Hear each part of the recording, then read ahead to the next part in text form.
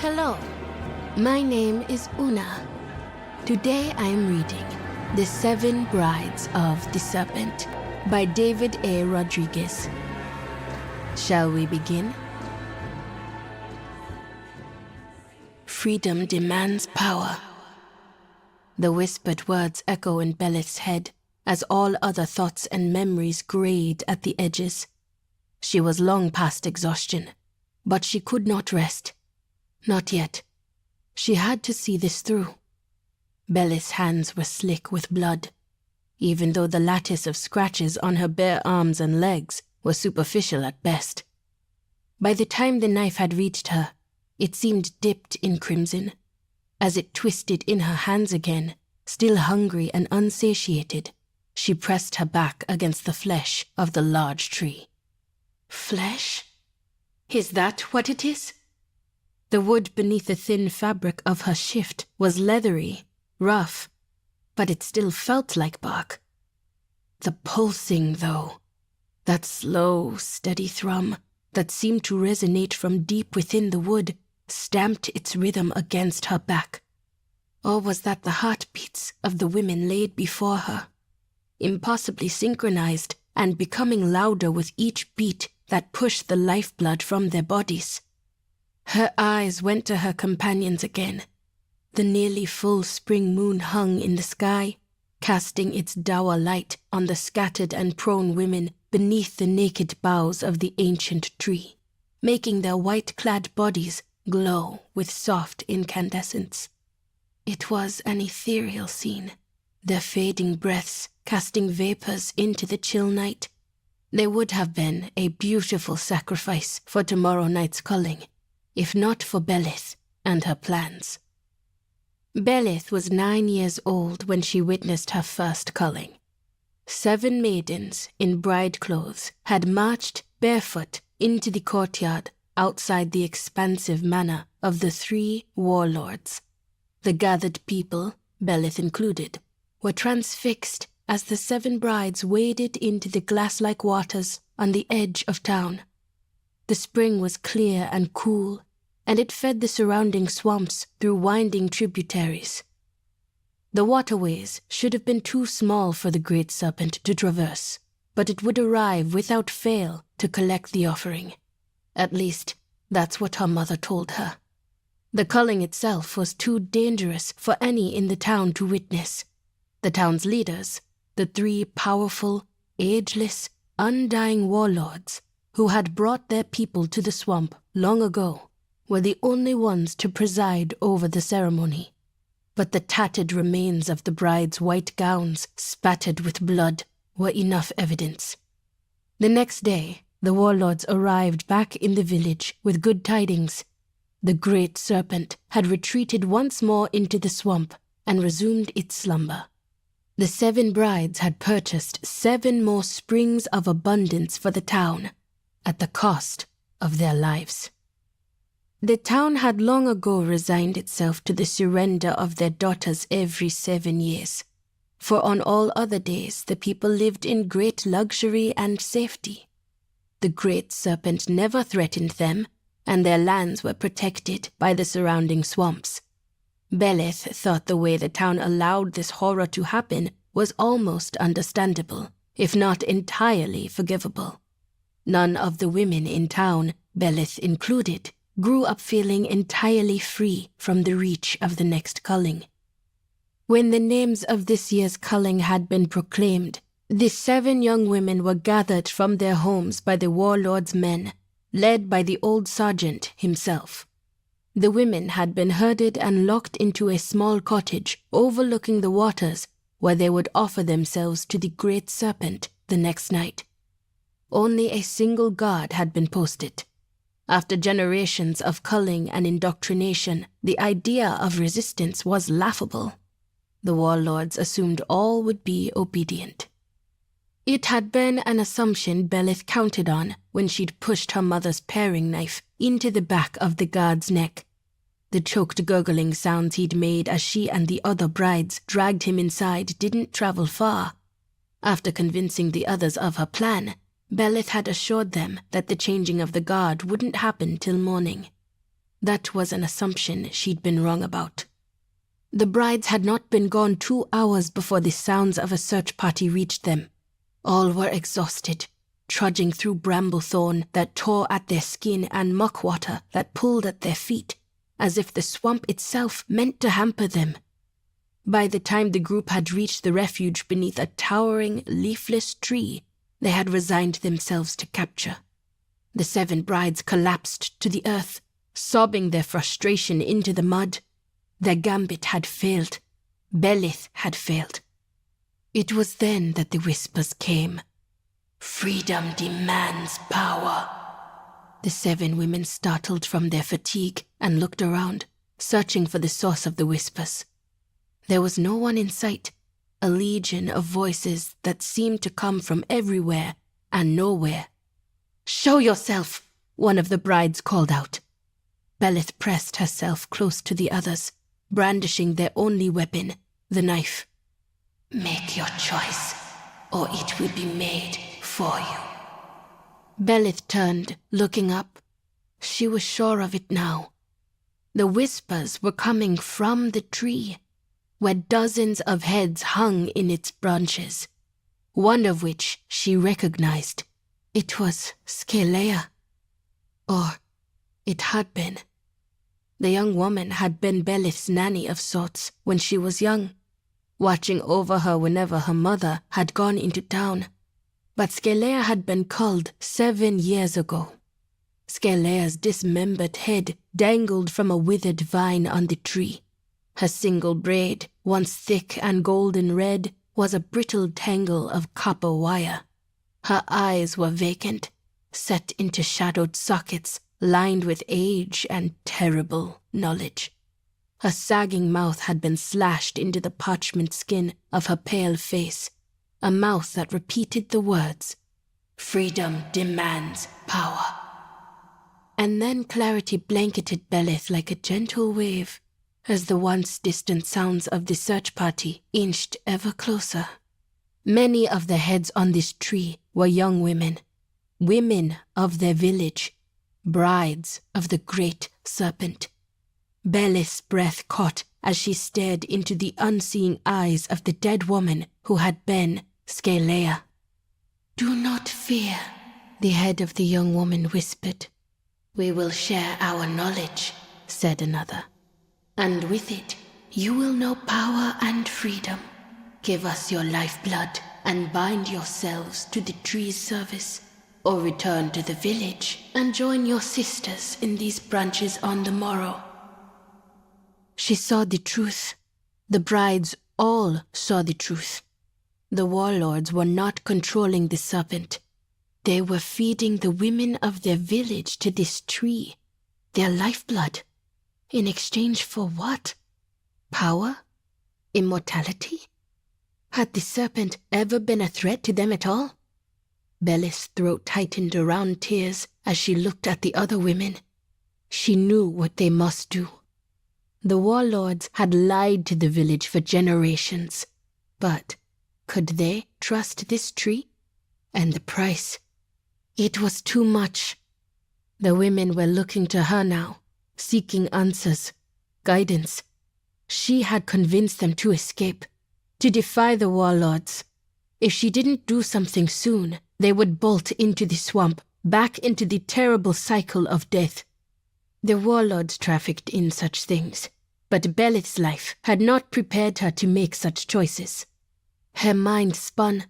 She felt the eyes on her, the heads, the brides, all demanding an answer, all demanding more from her. But every path led to blood and sacrifice. Blood and... She looked at the knife in her hand, still stained crimson from the guard. She hadn't known what she was going to do when she'd stolen it, only that she refused to walk quietly to her own death. She had needed one moment of defiance, a moment to make her own choice when all others had been stolen from her. A moment to be free. "Listen to me," she rasped, forcing words from the rictus of her throat. "If they catch us, we will die tomorrow. First, they will make us pay for what we've done, but be assured, They will parade us through the village like decorated ponies, march us into the water, and rejoice as we are butchered." She gestured to the heads on the tree. "You see where that path leads, what truly happens to the brides of the Serpent." Belith raised her eyes, looking at each of them in turn. "Yes, this tree makes promises to us of power, of freedom, but I can't make such promises. I don't know what will happen if we make this bargain. We may die here in this swamp, but I would rather die here in this muck by my hand and by my choice beside you, my sisters, than in service to those deceitful bastards." Her voice was soft, but woven with surety and steel. "I've made my choice," Belith said. "You must now make yours." There was a moment of silence as the women all looked at one another, and then, without a word, they formed a ragged circle, with Belith marking the beginning and end of it at the base of the tree. The woman to her right, Belith thought her name was Deno, plucked the knife from her hand and took a deep breath before making quick slashes. Belith watched, transfixed, as the women each took their turn with the dagger, spilling their lifeblood into the hungry roots of the tree. Belith knew she had to be the one to bear witness. She needed to be last so she could know that this had not all been in vain. She needed to see the tree keep its promise. The old sergeant paused as a shrill cry stabbed the night like a lance. The 4 men behind him were well trained and halted immediately, eyes alert, necks turning in search of danger as their hands went to the hilts of their weapons. The old sergeant listened and reached for his face, scratching at the jagged scars that ran from beneath his leather breastplate, past his neck, to his right cheek. Something in the air here made his scars itch, and he did not like it. "It's just a damned bird," he growled. His voice was gravel and indignation as he gestured for his men to continue following the trail those ridiculous girls had left behind. "Keep moving. The warlords want them back in town before dawn." The party grunted assent and followed, none of them willing to risk further agitating the old sergeant, who could be cruel on his best days. The trail seemed to be leading toward the only visible landmark in this forsaken swamp, the towering boughs of a dead tree. In a few minutes they had reached the small clearing, where they came upon the bird that had made them pause earlier. A raven, perched high in the branches of the tree, bobbed and fluttered, seeming to laugh at the red-faced sergeant. The old man followed its gaze down, where a gruesome scene was set. He tramped through the roots to examine the bodies of the brides, cursing anew as he found each one on the verge of death. Their wounds were too grievous and the healer too far away. He hadn't considered this. He gnashed his teeth in frustration. The warlords would not be pleased.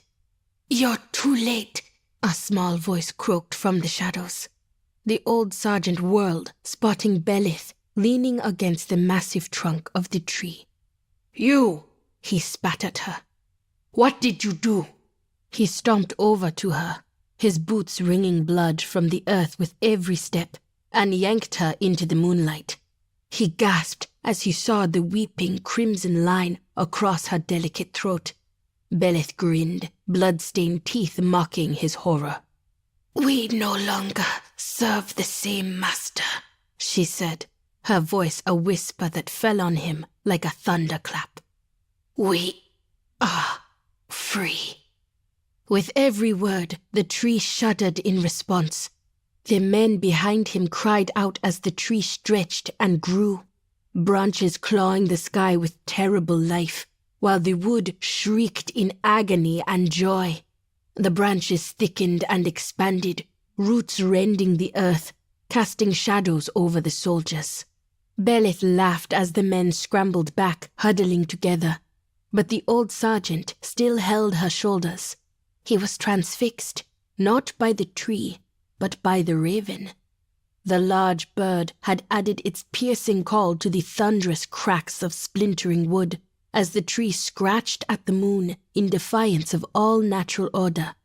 The raven screeched in pain and rapture as its delicate, hollow bones were broken, knit together, and broken again, until it was born anew. It threw its wings against the sky, a vast curtain of ebony. No bird such as this had ever existed, could ever exist. And then the raven cocked its great head, its golden eye fixed on the old sergeant. The eye was ancient, and wise, and hungry. As the soldiers fled the clearing, the mixed cackles of the raven and Belith followed fast on their heels. As night fell again on the village, hundreds gathered to witness the culling. Whispers spread through the crowd, idle talk of the selfish women who'd abandoned their duty and of the 7 poor souls who'd been rounded up at the last moment to fulfill the evening sacrifice. The cots and stalls that had hosted a festival of food and music throughout the day were now shuttered, adding silent audience to the events about to unfold. The 3 ageless, undying warlords stood on an engraved dais in the center of the manor courtyard, lit red by a large brazier. Their formal armor was gilded with gems and precious metals, their timeless faces hidden from the masses behind full-plumed helmets. The old sergeant stood to the side of the platform at attention, ramrod straight, despite the fresh lashes on his back, hidden by his cuirass. The warlords gestured, and a hush fell over the crowd as the women began their march to the dais. 2 gilded soldiers carrying the standard of the warlords led a procession of the 7 veiled maidens. The old sergeant's scars began to itch with growing intensity as the procession continued. The 7 deep lashes in his back, one for each bride he had lost to the swamp, were burning from his sweat, but he didn't dare move during the ceremony. He gritted his teeth and watched as the women arrayed themselves on the dais before the warlords, ready for inspection. Words tumbled from the warlords' mouths about the vast bounty of the town, and how this sacrifice would sate the great serpent's hunger, granting the people 7 more years of splendor. The old sergeant had heard it all before and could hardly focus, entirely consumed by the discomfort of his wounds and the terrible itching of his scars. A deep and insidious itch, just as they'd felt when he was... No. One of the warlords had stepped forward and was reaching for the maiden in the center, his gauntleted hands lifting the edges of her veil. The old sergeant lunged forward, a warning shout in his throat that was drowned out by a renewed cavalcade of trumpets. What was it that wench had said to him in the marsh? He was too late.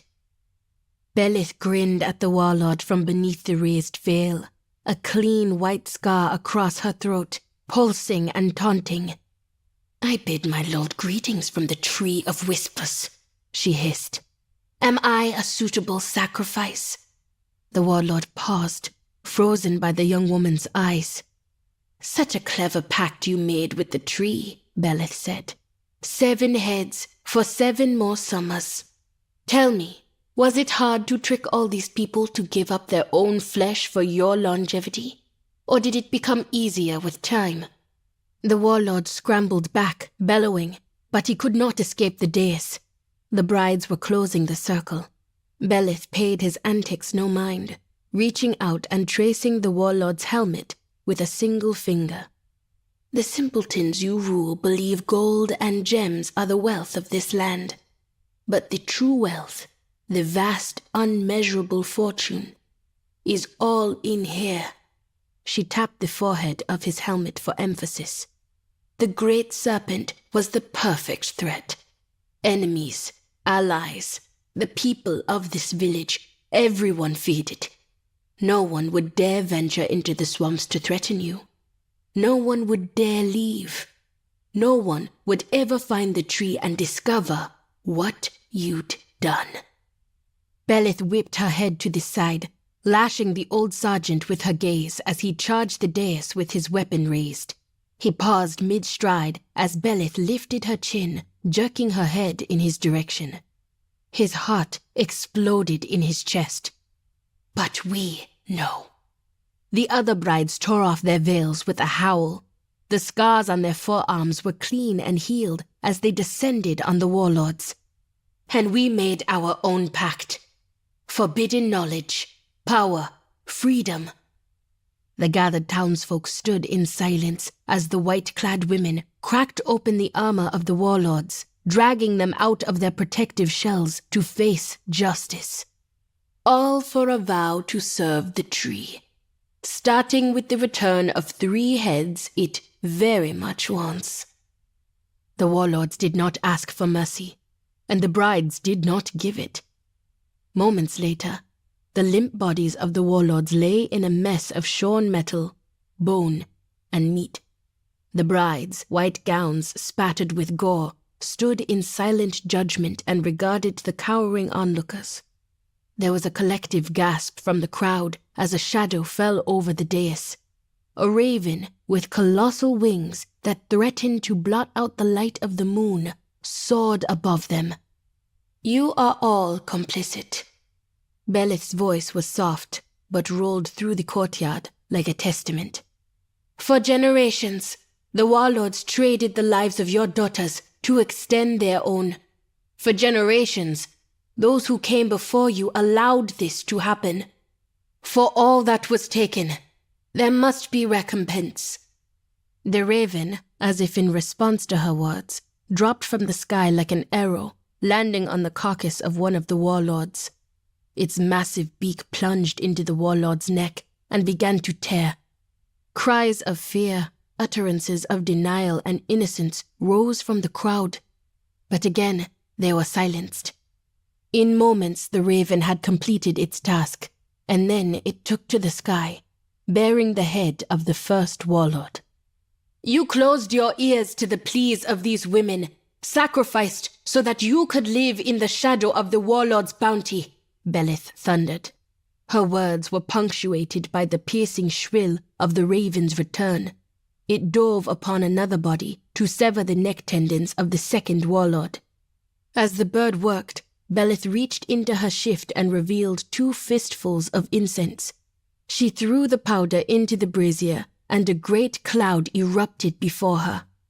The raven ascended on tendrils of smoke, carrying the second head. When the raven delivers the 3rd head to the tree, our pact with the tree will be sealed. The knowledge the warlords have gathered over their lives, their debt, will feed the tree of whispers for many years to come. But your debt? Belith swelled her hands in the smoke of the incense, seeming to cast it higher into the sky. Your debt, the blood debt of your forebears, is well overdue. The raven returned, claiming its 3rd head and alighting into the sky. It screeched its victory into the air once again, but this time, a great rumble cried out in response. The gathered people began to scream, scattering in all directions, a formless mob trampling and tearing itself apart in fear. The other brides had joined Belith, once again forming a circle of joined hands, just as they had in the swamp when they swore their pact with the tree. As one, the 7 brides of the Serpent spoke.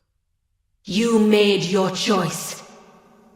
There was a tearing of earth and an explosion of stone as the great serpent erupted from beneath the manor of the warlords, rising on coils as thick as antiquity. It held its place, undulating, while the brides basked in the screams, luxuriated in the terror of the townsfolk. But the great serpent simply waited, existing in a space beyond human comprehension. It had been called by a great magic, but its will was ever its own. The 7 brides raised their joined hands to the sky and intoned as one, for the final time, their joined voices a chorus of liberation. They would part after this. The 7 brides would carve their own places in the swamp, and each begin their service to the Tree of Whispers. They would be called many names: wretches, healers, Anzahir, witches. From this day forward, the brides and those who walked in their footsteps would never surrender themselves to another's determination. "Now I am free to make mine," Belith cried out. With terrible certainty, the great serpent fell upon the town as the raven soared high, crying its approval. The village and its warlords were erased from history, and the witches of Hawizar came forth, a birth from ash and blood. A rousing tale. I hope you will join me and my brothers and sisters in Diablo 4, Season of Witchcraft. Until then, mind your head.